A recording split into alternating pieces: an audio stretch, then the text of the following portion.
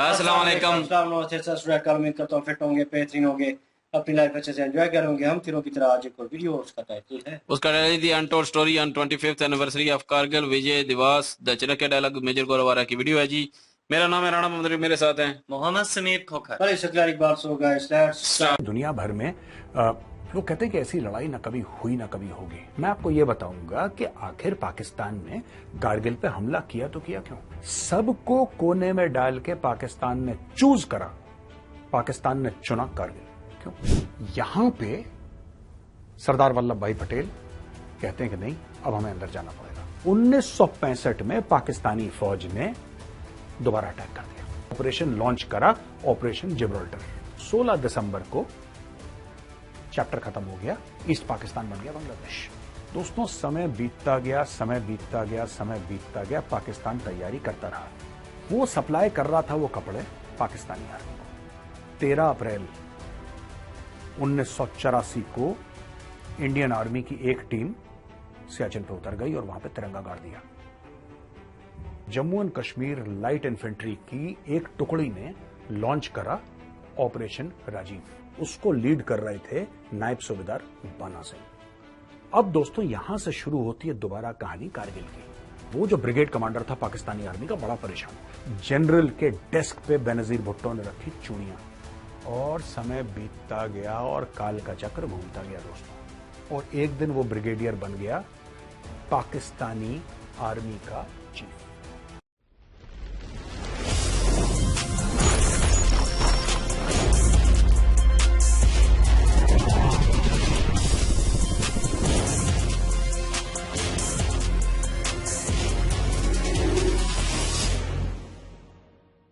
जय हिंद दोस्तों, मैं हूं मेजर गौरवारी और आप देख रहे हैं द चाणक्य डायलॉग्स। दोस्तों, कारगिल विजय दिवस की आपको और आपके परिवार को ढेर सारी शुभकामनाएं। हर साल कारगिल विजय दिवस आता है दोस्तों, और 26 जुलाई को हर जगह ये डिस्कशन होता है कि किस तरीके से हमारे वीर लड़े, हमारे बहादुर जो थे, किस तरीके से वो उन ऊंचाइयों पे लड़े, बर्फीले तूफानों के बीच में दुश्मन से लोहा लिया। और इसका कोई कंपैरिजन हम कर नहीं सकते दोस्तों, क्योंकि दुनिया भर में लोग कहते हैं कि ऐसी लड़ाई ना कभी हुई ना कभी होगी। एक शौर्य की बात सिर्फ नहीं है दोस्तों, बात सिर्फ शौर्य की नहीं, क्योंकि शौर्य जो है वो तो हर लड़ाई में होता है, और हर लड़ाई में इंडियन आर्मी शौर्य दिखाती है। कारगिल का जो इतिहास है ये जानना बहुत जरूरी है।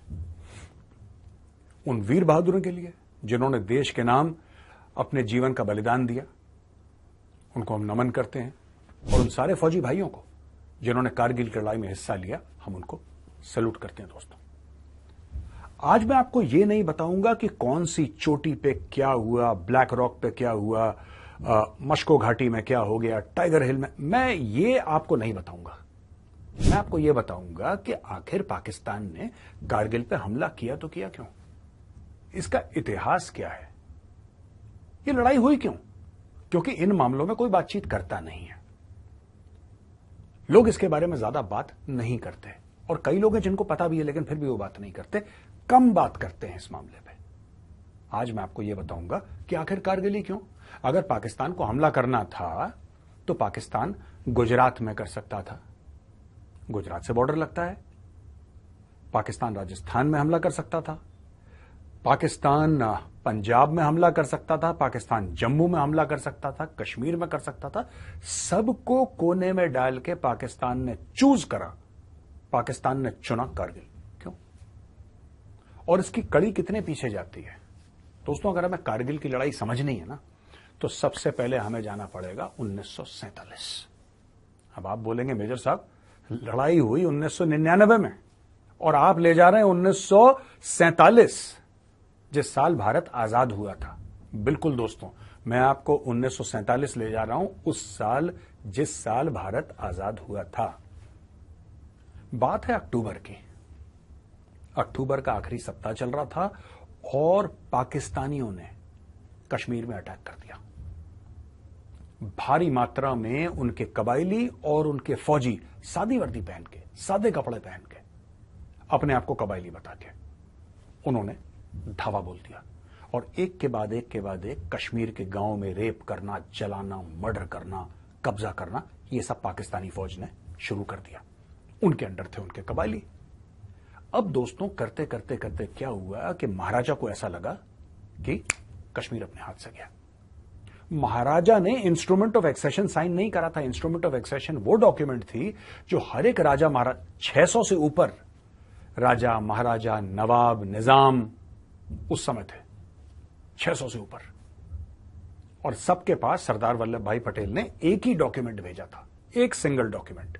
उस इंस्ट्रूमेंट ऑफ एक्सेशन में दोस्तों वो कागज था सिंपल सा, जिसमें सिर्फ चाहे वो हैदराबाद की बात हो, चाहे वो कश्मीर की बात हो, चाहे वो ग्वालियर की बात हो, चाहे वो और किसी राजघराने की बात हो, राजा का नाम बदलो, तारीख बदलो, राज्य का नाम बदलो, खाका उसका एक ही था लगभग। उसमें ज्यादा 19-20 का फर्क होगा तो होगा, क्योंकि अलग अलग राजा के नाम, अलग अलग लोकेशन, इसके अलावा टर्म्स एंड कंडीशंस उसकी सेम थी। महाराजा कश्मीर ने उसको साइन करने में कर दी देर, जिसका फायदा उठाया पाकिस्तानियों ने, और बाकी इतिहास आपको पता है। खैर, यहां पे सरदार वल्लभ भाई पटेल कहते हैं कि नहीं, अब हमें अंदर जाना पड़ेगा। महाराजा साइन करते हैं इंस्ट्रूमेंट ऑफ एक्सेशन, कहते हैं कि जम्मू और कश्मीर भारत का अभिन्न अंग है, मैं मानता हूं, साइन करते हैं। और जैसे ही साइन करते हैं 2 यूनिट्स इन्फेंट्री की पहुंच जाती हैं श्रीनगर हवाई जहाज से। दोस्तों वो यूनिट, पहली यूनिट पहुंचती है 1 सिख रेजिमेंट और दूसरी यूनिट पहुंचती है 4 कुमाऊं। 4 कुमाऊं वही यूनिट है जिसको वहीं पे बडगाम में परमवीर चक्र मिला था मेजर सोमनाथ शर्मा को, वही यूनिट है। और दोस्तों दोनों पलटनें बहुत तगड़ा काम करती हैं, बहुत जबरदस्त। पाकिस्तानी जो कबायली थे उनको मार मार के पीछे ले जाते हैं। बाकी फौज भी आती है, इंडियन आर्मी, सिर्फ ये दोनों नहीं थे, फिर बहुत लोग आए और बहुत लोगों ने अपना योगदान दिया इस चीज में, और उनको पीछे धकेल के एक लेवल पे ले जाते हैं, और वहां पे यूनाइटेड नेशंस में हो जाता है सीज फायर, युद्ध रोको। यूनाइटेड नेशन से होता है सीज फायर। हमें मानना नहीं चाहिए था, लेकिन आज इस प्रोग्राम में ये नहीं मैं बताऊंगा कि हमें क्या करना चाहिए था, क्या नहीं करना चाहिए था। जो हुआ अब ठीक है, 2024 में हम उसके बारे में कभी और बात करेंगे। वो चीज आज मैं रिपीट नहीं करना चाह रहा। एनीवे, सीज फायर हो गया, कुछ एरिया पाकिस्तान ने पकड़ लिया, कुछ एरिया भारत ने पकड़ लिया। पाकिस्तान ने उस इलाके में, जबकि महाराजा इंस्ट्रूमेंट ऑफ एक्सेशन साइन कर चुके थे, पाकिस्तान ने उसके ऊपर अवैध कब्जा कर लिया। और जो यूनाइटेड नेशंस की जो लाइन थी उसको कहने लगे हम लोग cease fire line. Cease fire line के उस तरफ पाकिस्तान, इस तरफ भारत, और दोनों फौजों के बीच में ठाठा। और ये रोज का प्रोग्राम था, ये रोज का प्रोग्राम था दोस्तों। एक दूसरे के खून के प्यासे, इसको मारे कोई उसको मारे, ये सब चलता था वहां पर। ये सब चलता रहा, कुछ समय तक सब चुप थे, सब कुछ ठीक था। 1965 में पाकिस्तानी फौज ने दोबारा अटैक कर दिया। वही पुराना सपना, वही पागलों वाला सपना कि किसी तरीके से जिहाद करके कश्मीर को वापस ले लिया जाए। जनरल अयूब खान पाकिस्तान का डिक्टेटर हुआ करता था, और उसने ऑपरेशन लॉन्च करा, ऑपरेशन जिब्राल्टर। ऑपरेशन जिब्राल्टर के तहत उसने टैंक और इन्फेंट्री और आर्टिलरी चढ़ा दी भारत के ऊपर, उसने अटैक कर दिया। पाकिस्तानियों को जो इतिहास सिखाया जाता है उसमें यह नहीं बताते कि ऑपरेशन जिब्राल्टर भी कोई चीज थी। जब 1965 का इतिहास पाकिस्तानियों को पढ़ाया जाता है पाकिस्तान स्टडीज में, जैसे आपस में ये लोग बातचीत करते हैं, इनको यह बताया जाता है कि एक दिन अचानक पता नहीं क्या हुआ भारत को, भारत ने सोचा कि यार एक लाहौर जो है ये लड्डू की तरह दिख रहा है, मुझे लड्डू खाना है, और भारत चढ़ दौड़ा लाहौर पे, और हम बड़े बहादुरी से हमने लाहौर को बचा लिया। ये पाकिस्तानियों को ये इतिहास पता है, ये तारीख पता है उन लोगों को, क्योंकि उनके मां बाप ने उनको झूठ सिखाया है बचपन से। एक कौमी आदत होती है दोस्तों, उनकी कौमी आदत यही है कि एक दूसरे से झूठ बोलना। तो उनको यह बताया गया ऑपरेशन जिब्राल्टर में क्या हुआ था, किसने करा था, जबकि पाकिस्तानियों ने अपने लोगों को बड़े बड़े तमगे दिए थे, बड़े बड़े प्लॉट कट के उनको दिए थे गिफ्ट में कि भाई तुमने बहुत तीर मारा है अटैक करके। ये सब होने लगा दोस्तों। 1965 की जंग भी खत्म हो गई, उसके पहले 1962 की चीन के साथ हुई, उसके बाद 1967 की नाथुला में चीन के साथ फिर झड़प हुई, वो लोकलाइज कॉन्फ्लिक्ट थी। सब कुछ ठीक चल रहा था, सब कुछ ठीक चल रहा था, लेकिन ईस्ट पाकिस्तान में हरकत होने लगी थी दोस्तों। ईस्ट पाकिस्तान में हरकत हुई और पाकिस्तानी फौज ने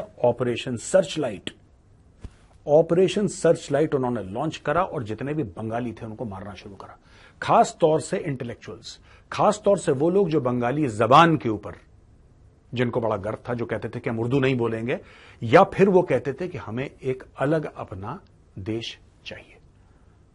ऑपरेशन सर्चलाइट में आया जनरल टिक्का खान, और टिक्का खान सिर्फ क्रूर नहीं था दोस्तों, टिक्का खान पूरा कसाई था, पूरा हैवान। टिक्का खान के अंडर पाकिस्तानी, और ये पाकिस्तानी होमदूर कमीशन रिपोर्ट है, वो कहती है, गौरव आर्या नहीं कह रहे, होमदूर कमीशन रिपोर्ट कहती है कि पाकिस्तान के फौजियों ने 30 लाख बंगालियों को मारा और 10 लाख बंगाली औरतों के साथ रेप किया। दोस्तों ये सच्चाई है होमदूर कमीशन की। अब इसके आगे क्या हुआ दोस्तों? इसके आगे यह हुआ कि पाकिस्तान युद्ध हार गया, इंडिया लड़ा, पाकिस्तान हार गया। 16 दिसंबर को चैप्टर खत्म हो गया, ईस्ट पाकिस्तान बन गया बांग्लादेश। बांग्लादेश बनने के बाद दोबारा मैटर शुरू हो गया पाकिस्तान और इंडिया के बीच में। दोस्तों ये सारी की सारी चीजें कारगिल ले जा रहा हूं मैं आपको डे 1 से बता रहा हूं, सारी की सारी चीजें मैं धीरे धीरे कारगिल ले जा रहा हूं, क्योंकि कारगिल जो है 1999 नहीं, इसकी प्लानिंग बहुत पहले शुरू हो गई थी। अब क्या हुआ कि 1972 में बेनजीर भुट्टो आई अपने फादर के साथ, और उनके फादर थे जुल्फिकार अली भुट्टो, प्रधानमंत्री पाकिस्तान। वो मिले श्रीमती इंदिरा गांधी से शिमला में, और शिमला अग्रीमेंट के बारे में आप सब लोग जानते हैं, कश्मीर के इश्यू को बना दिया बायलैटरल। ठीक है जी। और एक बड़ी इंपॉर्टेंट चीज दोनों देशों ने अग्री करी, एक करार हो गया दोनों देशों के बीच में, और मैप्स पे साइन हो गया जी। कितने दर्जन, तो 1, 1.5, 2 दर्जन, पता नहीं कितने दर्जन मैप थे, मैप्स पे साइन हो गया, अग्रीमेंट हो गई लिखित कि कुछ खास इलाके हैं जहां पे मौसम बहुत खराब रहता है, हमारे फौजी भी तड़पते हैं, आपके फौजी भी तड़पते हैं, हम लोग एक काम करते हैं। मैं आपको बता रहा हूं इंडिया और पाकिस्तान के बीच में क्या बात हुई कि हम लोग एक काम करते हैं, हम लोग जब सर्दियां आना शुरू होंगी, सितंबर अक्टूबर में जब सर्दियां आना शुरू होंगी, तो हम लोग एक बार आपस में फोन से बात कर लेंगे, यानी कि director general military operations Bharat का और director general military operations Pakistan का, ये दोनों आपस में बातचीत कर लेंगे। आप अपने फौजियों को नीचे बुलाना, हम अपने फौजियों को नीचे बुलाएंगे। समझ गए आप दोस्तों? क्योंकि वहां पे इतनी ठंड होती है, क्योंकि वहां पे रहना लगभग असंभव है, तो भारत और पाकिस्तान एक खास चुने हुए दिन पे आपस में बात कर लेंगे। इनके फौजी अफसरान, जो इनके आला अफसर हैं, DGMO, director general military operations, दोनों देशों के, और बोलेंगे ठीक है साहब, आप इस तारीख को और हम इस तारीख को अपने ट्रूप्स नीचे ला रहे हैं। और फिर जब सर्दियां खत्म हो जाएंगी, बर्फ पिघल जाएगी और फिर थोड़ी सी गर्मी होगी मार्च अप्रैल में, तो फिर हम लोग एक बार फोन पे बात करेंगे और फिर हमारे जवान ऊपर चढ़ जाएंगे और अपनी अपनी पोस्ट पे तैनात हो जाएंगे। ये डील हुई, और जो सीज फायर लाइन थी उसका नाम चेंज करके कर दिया लाइन ऑफ कंट्रोल, जिसको आज आप एलओसी भी कहते हैं, एलसी भी कह जाते हैं कुछ लोग, लाइन ऑफ कंट्रोल। अच्छा दोस्तों, ये जब सारा मैटर हो रहा था तो पाकिस्तान ने हर साल अपनी जबान रखी, भारत ने भी हर साल अपनी जबान रखी। अब बीच में क्या हुआ, 1989 में कश्मीर में पाकिस्तान ने पूरी की पूरी टेररिज्म फैला दी। बात 1989 की है।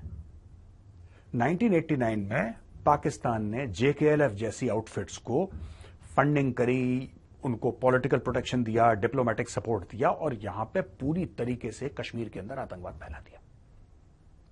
भारत ने उसका रिस्पॉन्स करा। शुरू में यहां पे लोगों को समझ में नहीं आया कि यार ये कैसे लड़ाई लड़नी है, तो अलग किस्म की लड़ाई है, लेकिन धीरे धीरे राष्ट्र राइफल्स क्रिएट हुई, और फिर राष्ट्र राइफल्स ने इनको दौड़ाया ज्यादा, मारा कम। आपको स्टोरी पता है आरआर वालों की। आरआर वालों ने, जिसको कहते हैं कि बिल्कुल रोक लिया। दोस्तों समय बीतता गया, समय बीतता गया, समय बीतता गया, पाकिस्तान तैयारी करता रहा। लेकिन एक इंपॉर्टेंट बात तो मैं आपको बताना भूल ही गया, मैं तो डायरेक्टली 1989 पे कूद गया। 1984 में क्या हुआ था दोस्तों? 1984 में हुआ यह था कि लंदन में एक ठंडे कपड़े, जिसको कहते हैं ना winter clothing, extreme winter clothing, mountain clothing का एक बहुत बड़ा सप्लायर था, बहुत बड़ा सप्लायर था वो माउंटेन क्लोथिंग का। मैं वापस 1989 पे आऊंगा, लेकिन मैं आपको ले जाना चाह रहा हूं 84 में। उसके पास एक बहुत बड़ा ऑर्डर आया, 2 से लेकर 2,500 जोड़े माउंटेन के कपड़ों का, यानी कि मिलियंस ऑफ डॉलर्स का उसके पास कॉन्ट्रैक्ट आया। वो बंदा खुश कि भाई आज तो पार्टी हो गई, आज तो मैं बड़ा खुश हूं। वो सप्लाई कर रहा था वो कपड़े पाकिस्तानी आर्मी को, लेकिन पाकिस्तानी आर्मी को यह नहीं पता था कि वो इंडियन आर्मी को भी सप्लाई करता है। और जैसे ही हमारे लंदन के लोगों को यह पता लगा कि इतनी बड़ी मात्रा में ये पाकिस्तानी फौज को सप्लाई कर रहा है एक्सट्रीम विंटर क्लोथिंग, जो बहुत कम इलाकों में इस्तेमाल होती है क्योंकि वो बहुत कड़ाके की ठंड, -25, -45 डिग्री टेम्परेचर में और इतने हाइट पे इस्तेमाल होते हैं वो कपड़े, नॉर्मल सर्दी में कोई आदमी पहन ही नहीं सकता उसको। दिल्ली में लोगों के कान खड़े हो गए कि भाई ये लोग करना क्या चाह रहे हैं, ये जो पाकिस्तानी हैं आखिर क्या करना चाह रहे हैं। पाकिस्तानियों का यह प्लान था कि सियाचिन पे कब्जा कर लें। ठीक है दोस्तों, ये बात है 1984 की, सियाचिन पे कब्जा कर लें। ये इंडियन आर्मी को पता लग गया। इंडियन आर्मी ने प्रीएम्प्ट कर दिया मामला और बैसाखी के दिन 13 अप्रैल 1984 को इंडियन आर्मी की एक टीम सियाचिन पे उतर गई और वहां पे तिरंगा गाड़ दिया। जो तिरंगा गाड़ने वाला अफसर था, उन अफसर का नाम था कैप्टन संजय कुलकर्णी। यूनिट थी 4 कुमाऊं। 4 कुमाऊं वही यूनिट थी दोस्तों जो हवाई जहाज में बैठ के गई थी 1947 में अक्टूबर में। याद है मैंने आपको बताया था मेजर सोमनाथ शर्मा वाली यूनिट जिसने बैटल ऑफ बडगाम लड़ी थी आज की तारीख में, जो श्रीनगर का एयरपोर्ट है। जब आप श्रीनगर जाते हैं आपकी फ्लाइट लैंड करती है ना, वो श्रीनगर नहीं है, वो बडगाम है एक्चुअली, और वहां पे फ्लाइट लैंड करती है। वो बैटल ऑफ बडगाम, वो जो पूरा एयरपोर्ट का पूरा इलाका श्रीनगर का, वो 4 कुमाऊं ने बचाया था पाकिस्तानियों से।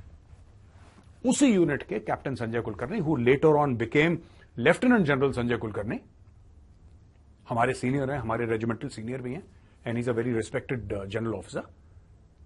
वो गए और उन्होंने तिरंगा गाड़ दिया। अब उन्होंने गाड़ दिया तिरंगा वहां पे, पाकिस्तानी बिल्कुल उनका गला सूख गया और पाकिस्तानियों ने हमला करना शुरू करा। और एक के बाद एक के बाद एक के बाद एक के बाद एक पाकिस्तानी हमला करते रहे और हम एक के बाद एक के बाद एक के बाद एक के बाद एक उन हमलों को विफल करते गए। पाकिस्तानियों की एक बहुत तगड़ी पोस्ट थी जिसके ऊपर जिसको पाकिस्तानियों को बड़ा फक्र था, बहुत घमंड था। उस पोस्ट का नाम था कायद पोस्ट। कायद किसको कहते हैं? मोहम्मद अली जिन्ना को। कायद मतलब लीडर, कायद आजम, सबसे बड़ा लीडर, राइट, कायद आजम। तो उस पोस्ट का नाम था कायद पोस्ट। वो जिन्ना के नाम की पोस्ट थी। दोस्तों, Jammu and Kashmir light infantry की एक टुकड़ी ने लॉन्च करा ऑपरेशन राजीव। ऑपरेशन राजीव किसके नाम पे लॉन्च करा? आप ये मत समझिएगा कि राजीव गांधी जी के नाम पे लॉन्च करा, नहीं। एक उनके लेफ्टिनेंट राजीव हुआ करते थे। लेफ्टिनेंट राजीव वीरगति को प्राप्त हो गए थे उसी ऑपरेशन में। तो दोस्तों, ये ऑपरेशन राजीव लॉन्च हुआ और जो लेफ्टिनेंट राजीव थे वो तो वीरगति को प्राप्त हो गए थे। तो ऑपरेशन राजीव जब लॉन्च हुआ, उसको लीड कर रहे थे नायब सूबेदार बाना सिंह। नायब सूबेदार बाना सिंह साहब अपने ट्रूप्स को लेकर गए, ऊपर तक बिल्कुल गए और ऐसी खड़ी चढ़ाई थी दोस्तों, 1000 फुट से ज्यादा की खड़ी चढ़ाई। पाकिस्तानियों ने कभी सोचा भी नहीं था कि यहां से कोई उनको तो लगा कि यहां से आएंगे तो हम देख लेंगे। उन्होंने बोला कि इस चढ़ाई से, इस फीचर से कोई पागल ही होगा यार जो आएगा, कोई आ ही नहीं सकता यहां से, ह्यूमनली पॉसिबल है ही नहीं। पाकिस्तानियों ने यह सोचा कि ह्यूमनली पॉसिबल है ही नहीं यार, कोई इंसान यहां से आ ही नहीं सकता। और सियाचिन, यहां पे चिड़िया नहीं उड़ती, जहां पे बाज नहीं उड़ता, वहां पे इंसान ऐसी खड़ी चढ़ाई पे आ जाए यार, हाउ इज इट पॉसिबल? वहीं से एड जैक लाई घुसी। नायब सूबेदार बाना सिंह साहब को इस वीरता भरे काम के लिए मिला परमवीर चक्र। अब दोस्तों, यहां से शुरू होती है दोबारा कहानी कारगिल की। पाकिस्तान अटैक करता गया, इंडिया अटैक को विफल करता गया। पाकिस्तान अटैक करता गया और यहां से अनसक्सेसफुल होता गया क्योंकि इंडियन आर्मी ने ठोका अच्छी तरीके से। एक ब्रिगेड कमांडर था दोस्तों पाकिस्तान का। वो ब्रिगेड कमांडर लगातार कोशिश करता, अपने ट्रूप्स को भेजता कि लड़ो लड़ो लड़ो लड़ो लड़ो। वो आते लड़ने के लिए, पिट के वापस चले जाते। वो ब्रिगेड कमांडर बड़ा अपसेट हुआ, वो बहुत परेशान हुआ, कह रहा यार ये हिंदुस्तानियों ने नाक में दम कर रखी और हमारे नाक के नीचे से पूरा कब्जा कर लिया। बात यह थी कि सियाचिन हमारा ही था, हमारा ही था। जब हमें पता लगा कि पाकिस्तानी फिर से गैर कानूनी काम करने वाले हैं, तब जाके हमने वो मैटर सॉल्व कर दिया। लेकिन बात यह थी कि वो जो ब्रिगेड कमांडर था पाकिस्तानी आर्मी का, बड़ा परेशान हुआ। उसने बोला यार ये कैसे हो सकता है। उसने अपने कई 100 बंदे मरवा दिए, लेकिन वो फेलियर का फेलियर रहा। उसके मन में यार कहीं ना कहीं था कि मुझे सियाचिन लेना है। वो बना पाकिस्तानी आर्मी का डायरेक्टर जनरल मिलिट्री ऑपरेशंस। वो डायरेक्टर जनरल मिलिट्री ऑपरेशंस बना दोस्तों, और उसको वो बेइज्जती का दिन याद था कई साल पहले। उसको बेइज्जती का दिन याद था जिस दिन बेनजीर भुट्टो गई थी पाकिस्तान आर्मी के हेडक्वार्टर।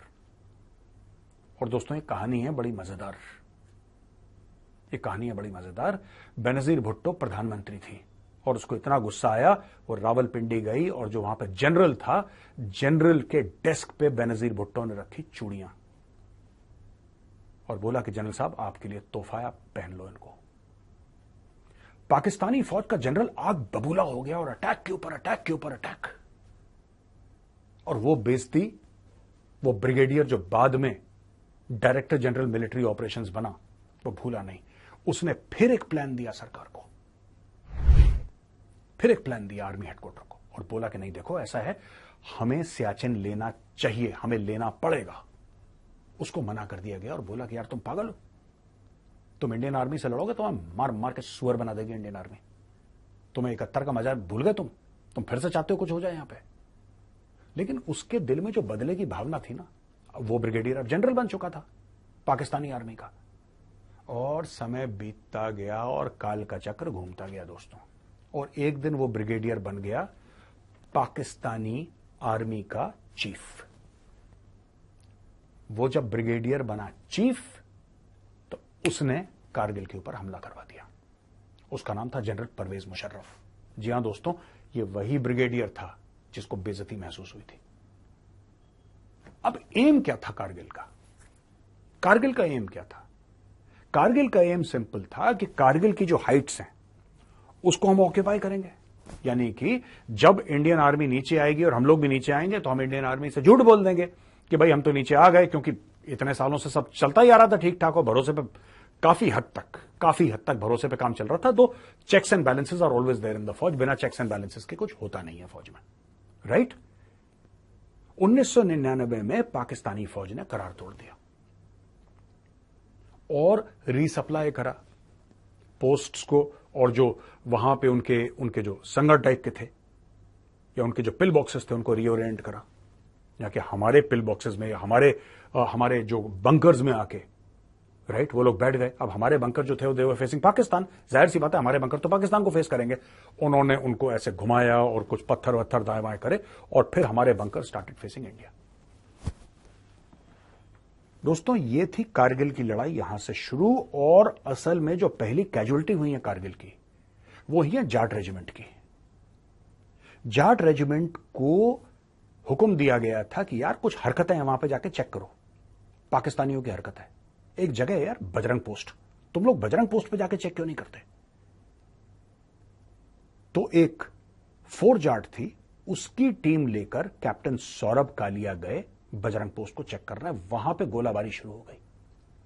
इन्होंने फायर करा, पाकिस्तानी पोस्ट ने फायर करा, पाकिस्तानियों ने इनको घेर लिया, इनका एमुनेशन खत्म हो गया और इनको पाकिस्तानी पकड़ के ले गए। कहते हैं 20-21 दिन इनके साथ टॉर्चर करा, इनके बॉडी के अंग अंग को काटा दोस्तों, और थैलों में इनको वापस भेजा था। फिर शुरू हुई कारगिल की लड़ाई। वो बहादुरी का जो इतिहास है मैं आपको क्या सुनाऊं, वो लोग अलग मिट्टी के बने थे यार जो कारगिल में लड़ गए, अलग मिट्टी के लड़े थे। हमारे सीनियर थे, मैं उनको आज भी बहुत याद करता हूं। एकेडमी में हमारे सीनियर थे, 6 महीने हमसे सीनियर थे, major Padmapani Acharya, 2nd battalion Rajputana Rifles, उनको महावीर चक्र मिला। Archie sir was such a great guy यार, he was such a fantastic person, और बहुत ही शेर दिल आदमी। उसने देश के लिए जान दी। और कितने लोग और थे यार, कितने लोग, मैं किस किस का नाम लूं, किस परमवीर चक्र, किस महावीर चक्र, किस वीर चक्र, मैं कितनों का नाम लूं जिन्होंने देश के लिए जान दे दी। 527 हमारे भाई वीरगति को प्राप्त हुए। वो कॉस्ट थी, वो दाम था, जो हमारे फौजियों ने चुकाया कारगिल वापस हाथी आने के लिए। आज के दिन की आप सबको बहुत बहुत शुभकामनाएं। मैं चाहूंगा कि आज आप समझें कि पाकिस्तान क्यों करता है जो वो करता है, उसके कारण क्या है, उसकी मंशा क्या है, उसकी प्लानिंग क्या है, यह समझने की जरूरत है। तब आपको यह पता लगेगा कि आज जब हम कहते हैं ना कि कारगिल विजय दिवस है, तो भाई इसकी कहानी 1947 के अक्टूबर के महीने से शुरू होती है, जब पहली बार कबायली और पाकिस्तानी फौज सादे लिबास में भारत के अंदर घुसे, कश्मीर के अंदर घुसे। तो दोस्तों, मैंने सोचा कि आज आपको यह कहानी सुनाऊं कि आखिर कारगिल अगर हुआ तो हुआ क्यों, उसका कारण क्या था, कौन था उसके पीछे। कारगिल की लड़ाई हुई, हमारे भाई वीरता से लड़े, ये सबको पता है, लेकिन क्या आपको ये कहानी पता थी? अगर पता थी तो कमेंट्स में जरूर लिखिएगा। बस आज के लिए इतना ही। जय हिंद, वंदे मातरम, भारत माता की जय। जी सकरान भाई। जी, ये सिचुएशन जो है जिस तरह की थी और जिस तरह की हिस्ट्री थी, और वो कुछ चेंज अप लग रहा है, क्योंकि हमने जब ड्रामे देखे और हिस्ट्री पढ़ी थी वो डिफरेंट थी। हमने जहाँ पे पाकिस्तान में बड़ा फेम में आया था ड्रामा जो है अल्फा ब्राउ चार्ली, तो उसकी जो एक किस्म की शूटिंग की गई है वो इसी चीज़ के ऊपर, सियाचिन के ऊपर थी, और उसमें डिफरेंट कैरेक्टर जो हैं वो बताए गए और स्टोरी को मोल्ड करके पेश किया गया।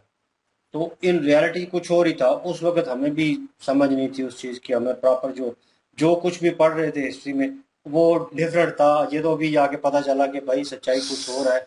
बहुत सारी ऐसी चीज़ें जी जिनको मैं कहूँ कि माइनर नहीं करना चाहिए था, माइनस नहीं करना चाहिए था बीच में, जो रियलिटी थी वो दिखानी चाहिए थी। हालांकि इंडियन हिस्ट्री में उनकी अगर बुक्स पढ़ लें तो उनमें प्रॉपर बताया जाता है, और हमारे जितने भी जवान जो हैं शहीद हुए हैं उनकी प्रॉपर हिस्ट्री उन्होंने बताई है कि भाई ये जंगजू थे, ये बाकी लड़े, इन्होंने इतने हमारे जो है जवानों उनको घायल किया, और इतने वीर गति को जो है प्राप्त हुए। मतलब वो प्रॉपर हिस्ट्री उन्होंने बताई है नाम लेकर, ठीक है, कौन सी रेजिमेंट के थे, क्या था, प्रॉपर डिटेल। और हमारी अगर हिस्ट्री पढ़े इससे रिलेटेड तो मेरे ख्याल में ऑल अबाउट हीरो ही बताया गया है टोटल। उसमें वो जब पता चलता है ना कि पाकिस्तान जीत गया, पाकिस्तान ने इतनों को मार दिया, ये कर दिया, वो कर दिया, हर तरफ जो है झंडे गाड़ दिए, तो कहीं ना कहीं फेकनेस महसूस होती है। तो हिस्ट्री में मेरे ख्याल में वो चीज़ नहीं होनी चाहिए थी। और जहाँ तक इन्होंने वो जो जिस स्ट्रेट लाइन का इन्होंने जिक्र किया कि सियाचिन में वो नामुमकिन जगह थी जहाँ से वो इंडियन आर्मी जो है वो क्लाइंब करती हुई ऊपर आई है। यकीन माने -60 जो है टेम्परेचर होता है, और उनको खास किस्म के जो है वो कपड़े दिए जाते हैं, खास किस्म के कैंप्स होते हैं उनके थ्रू। और इनकी ट्रेनिंग कितनी हार्ड होगी कि इतने ख़राब मौसम में उन्होंने वहाँ से ट्रैवल करके, एक बिल्कुल स्ट्रेट दीवार थी और उसके साइड पे उन्होंने ट्रैवल करके, क्योंकि पाकिस्तानी आर्मी, उन्होंने भी जिक्र किया, पाकिस्तानी आर्मी ने भी जिक्र किया है, ये ड्रामे में भी जिक्र हुआ है। तो इसलिए मुझे वो डाउट हुआ कि वो जहाँ पे दिखा रहे थे वहाँ पे, आई डोंट नो उन्होंने ओरिजिनल सीन लिया उस जगह का या नहीं लिया, लेकिन वो दिखा रहे थे कि वो स्ट्रेट अप क्लाइम कर रहे हैं। और अगर जो आपको बंदा गाइड कर रहा होता है टॉप के ऊपर, उसके हाथ में रस्सी होती है और वही आपको एक किस्म का एट दी एंड जाकर ऊपर उसमें रस्सी लगानी होती है, क्योंकि जैसे वो ट्रैवल करता है 2-4 फुट आगे ट्रैवल करेगा ऊपर, तो वो एक रस्सी एक जगह पे लगाएगा। एक उसे आई डोंट नो क्या बोलते हैं, वो क्लिप्सा होता है, सॉरी अबाउट दैट, लेकिन वो बर्फ में लगा देते हैं और ऑटोमेटिकली टाइट कर देते हैं और बिल्कुल टाइट हो जाती, मतलब वो यहाँ तक आप सेव हो जाते हैं। फिर वो आगे जाता है, फिर वो आगे लगाता है, तो इसी तरह करते करते स्टेप बाय स्टेप वो ऊपर जाता है। एक रस्सी अगर मिस हो या ऊपर से वो क्लैप्स करे, तो उसके वेट के साथ जितने भी क्लैप्स नीचे लगे हुए हैं, क्लिप लगे हुए हैं, वो साथ निकलेंगे और जितने भी उसके साथ लोग होंगे सब मरेंगे, ठीक है, क्योंकि वो ऊंचाई पे थे। वो जो सीन दिखा रहे थे वो बाकी ओरिजिनल था। और गौरव साहब ने भी जिक्र किया बीच में। जहाँ तक बात रही 2 नंबरी की, मतलब हेरा फेरी की, तो मेरे ख्याल में हेरा फेरी नहीं करनी चाहिए। वो एक वर्ड भी है मेरे ख्याल में बना हुआ, वो एक हर जगह पे चलता है कि प्यार मोहब्बत में जंग में सब जायज़ है, ठीक है, तो वो चलता है। लेकिन जब दो फ्रीकों के दरमियान कॉन्ट्रैक्ट हो रहा है, वार्तालाप हो रही है, तो वो तोड़ना नहीं चाहिए। तो वो रूल रेगुलेशन की चीज़ होती है, फौज में सबसे ज़्यादा ये चीज़ है। तो कहते हैं ना, एक फौजी है बंदा यार, ये चीज़ों को रिस्ट्रिक्टेड रखता है, रूल रेगुलेशन फॉलो करता है, ठीक है, वो इसलिए फॉलो करता है, उनकी ट्रेनिंग होती है। तो एक फौजी अगर जुबान से फिर जाएगा, मतलब कि वो कह रहे हैं कि दोनों ट्रूप्स जो हैं वो इस सीजन में इन महीनों में नीचे आ जाएंगे, हम कोई एक्टिविटी नहीं करेंगे, ठीक है, वो लाकाब करेगा, ये हमारा है, हमने मुतस किया हुआ है, लेकिन वो ट्रूप्स नीचे लेके आने हैं। वो उन्होंने ट्रूप्स नीचे लाए हैं, और उसके बाद जब उन्होंने कपड़े ऑर्डर किए हैं तो उन्हें पता नहीं है कि जिनको वो ऑर्डर कर रहे हैं वो उनको भी ऑर्डर मतलब देता है, प्रोवाइड करता है। तो वहीं से वो फंस के वीक पॉइंट दे दिया। अभी किसी भी आर्मी को पता चलेगा, पाकिस्तान को भी आर्मी को पता चलता कि इंडिया मतलब ये खरीद रहा है, तो क्यों खरीद रहा है, वजह तो मतलब वो जेन में तो आना था। तो कहीं ना कहीं जो है प्लान किया, और वो प्लान जो है पाकिस्तान को महंगा पड़ गया। और यहाँ पे तो ड्रामा में और चीज़ों में दिखाया जाता है, नो डाउट। आपके जो इंडियन फौजीज हैं, मतलब जो जनरल कर्नल जो सीनियर्स हैं आपके फौज के, वो लोग तारीफें करते हैं, इसमें कोई शक नहीं है, वो रियलिटी है कि कभी वो किसी का नाम लेते हैं, कभी वो किसी का नाम लेते हैं, ठीक है। और लोग जो हैं बहुत सारे जो न्यूट्रल बात करते हैं इंडिया में, एंकर हैं, बहुत सारे नॉर्मल पर्सन भी हैं, वो जो है बात करते हैं ऑन ट्विटर या कहीं भी सोशल मीडिया पे, तो वो डायरेक्ट वे में बताते हैं कि भाई आपका ये जंगजू बंदा जो था फौजी था, वो हाँ बड़ा बिल्कुल। जबरदस्त लड़ा है। उस शेर क्या खान। ये शेर है खान, कर्नल शेर खान। कर्नल शेर खान, और एक और है गुल है, वो भी पठान ही है। हम्म। तो दो लोगों का जिक्र आता है ज्यादा, कर्नल कर्नल का आता है नाम, कर्नल होता है वो शेर खान का तो शेर खान का, वो वो जनरल इसलिए मेंशन किया क्या जाता है। नाम है उनका, बड़े फेमस जर्नल है। बख्शी, जेडी बख्शी। हाँ बख्शी साहब, वो भी जेडी नाम बख्शी, लेते हैं। बिल्कुल, इसमें कोई शक नहीं है। और मैं कहूँ अगर जितना इस चीज को इन अ सीरियस नोट खोदा जाएगा ना, कि आप इसको डीप डाउन रियलिटी में देखना चाहें, तो मेरे ख्याल में वो आजकल एक फिर सिनेरियो ओपन हो जाएगा। क्योंकि वो आप जब कहते हैं ना ठंडी होने को आती है ना, उसको अगर छेड़ दिया जाए ना इधर उधर, हो सकता है वो चिंगारी फिर जो है आग बन जाए, उसको हवा पड़े तो ये हम्म। मेरे ख्याल में, हाँ रियलिटी बताना चाहिए, इसमें कोई शक नहीं है। मैं ये नहीं कह रहा कि रियलिटी जो है उसे छुपाए मार, वो बताएं, लेकिन दोनों अतराफ की बताएं, हाँ यहाँ पे वो हुआ, पाकिस्तान में ये हुआ, ठीक है। और अगर जहाँ तक ये सुना रहे हैं, क्योंकि ये फौज से रिलेटेड भी है, तो मुझे लग रहा है ठीक है। लेकिन यह है कि अगर रियलिटी पाकिस्तान में भी कोई बताता है कि हाँ भाई ऐसे नहीं ऐसे हुआ, क्योंकि पाकिस्तान तो अपोजिट स्टोरी बता रहा है, क्योंकि हमने जो सुनी है, पढ़ी है, देखी है, और उसमें डिफरेंट ही है। पाकिस्तान में जो अल्फा ब्राउ चार्ली बना था, उसके बाद एक और ड्रामा ये पहले 2 साल पहले बना है, और उसके ऊपर भी डिस्कस थोड़ा बहुत हुआ, उसको लेकर पुराने क्लिप्स जो हैं वो जानबूझ कर दिखाए गए, उसमें कोई वार्तालाप की गई। तो नो डाउट अंदर ही अंदर कुछ ना कुछ चल रहा होता है। और परवेज मुशर्रफ की बात की गई है, तो मेरे ख्याल में वो इंडिया से ही बिलोंग करते थे पहले, ठीक है। और वो इंडिया विजिट करने भी गए अपनी वाइफ के साथ, तो वो ताजमहल और आगे पीछे वो घूमे फिरे। और लेकिन ये कि लोगों का रवैया उस वक्त भी वैसे ही था कि देखो एक जनरल जो है बड़े धूम धड़क्के के साथ वहाँ पे घूम रहा है। तो भाई जंग खत्म हो गई, हर चीज़ खत्म हो गई, अब पास्ट है, पास्ट को पास्ट रहने दो, ठीक है ना, प्रेजेंट बनाने की कोशिश मत करो। तो वो चीज़ें जो है लोग अभी भी वो जज्बा और वो चीज़ें जो है ना ढूंढते रहते हैं। तो मेरे ख्याल इन माई ओपिनियन आने वाले वक्त में कोई ऐसी जंग, कोई ऐसा सिनेरियो नहीं होना चाहिए। अमन पसंद और पुरसकून ही रहनी चाहिए हर चीज़। जी बिल्कुल जी, बहुत अच्छे तरीके से एनालाइज किया मेजर साहब ने। 1947 से स्टार्ट लिया और स्टेप बाय स्टेप करके तो वो सारी चीज़ों को इन्होंने बताया है, और बड़ी डिटेल से बताया है कि कैसे ये चीज़ हुई। क्योंकि हमने तो ये सुना हुआ था कि कारगिल जो है उसका वो जो भी युद्ध है उसी के बारे में हमें डिटेल पता थी, लेकिन ये स्टार्टअप कहाँ से लिया गया, कैसे कैसे हालात और वाकयात बने, प्लानिंग पीछे क्या थी, वो सारी चीजें इन्होंने 1947 में ये गए हैं। और वहां से इन्होंने स्टार्ट करके तो फिर वो सारी डिटेल बताई है कि पाकिस्तान की तरफ से जो भी हिकमत अमली की जा रही थी, उस सारी हिकमत अमली को और उस सारी प्लानिंग को इन्होंने स्टेप बाय स्टेप बड़ी अच्छी डिटेल से बताया। बहुत अच्छा लगा वीडियो देखकर।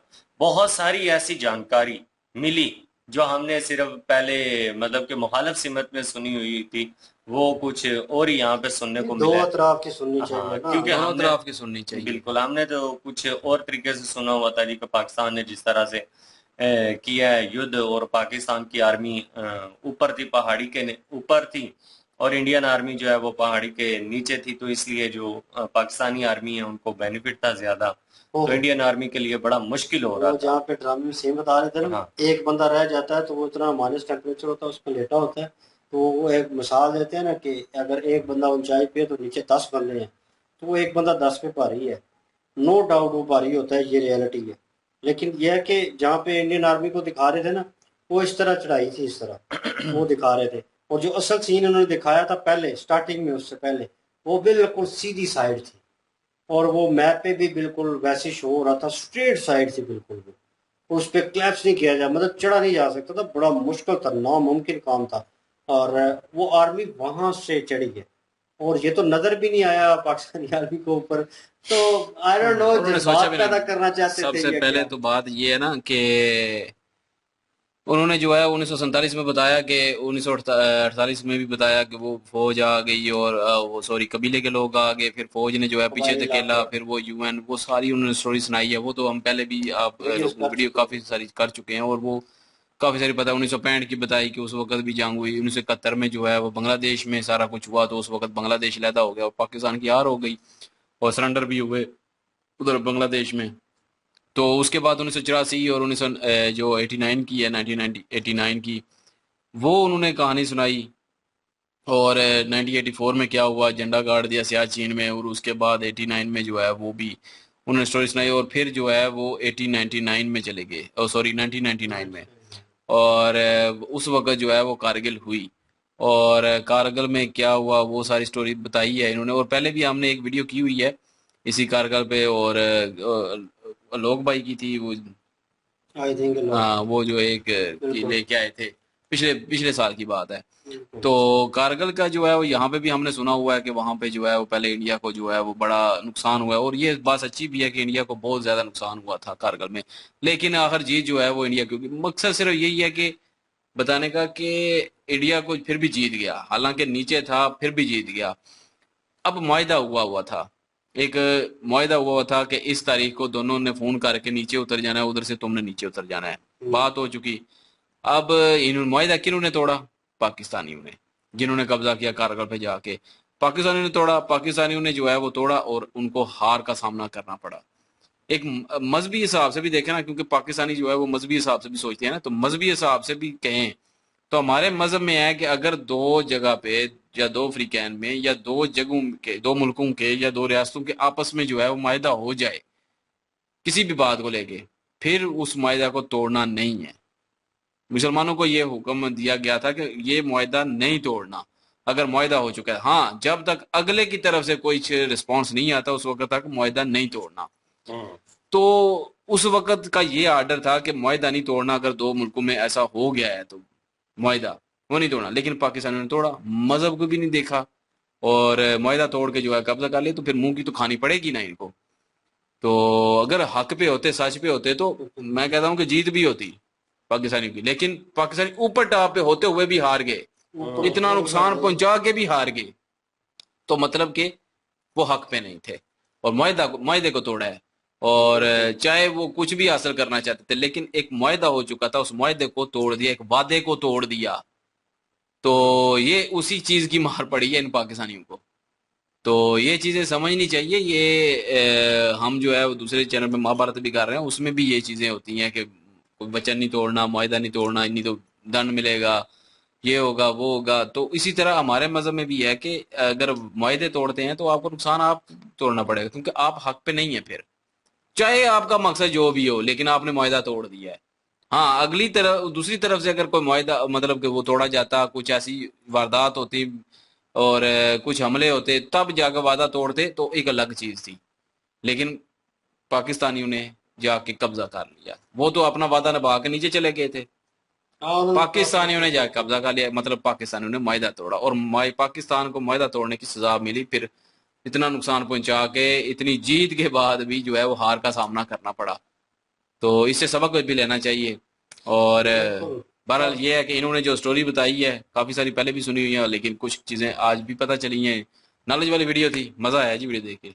और मेंशन करना चाहूँगा सबसे घटिया काम जो बीच में हुआ, वो ये था कि पाकिस्तानी आर्मी ने उनके नौजवान को, इंडियन नौजवान को, हाँ, और वो बिल्कुल वो मतलब पिछली भी वीडियो में अपने सुना था कि वो जो उनके अंग जो है वो अपना अलग अलग किए, वो यार गलत किया था, वो पाकिस्तानियों ने किया, वो गलत है।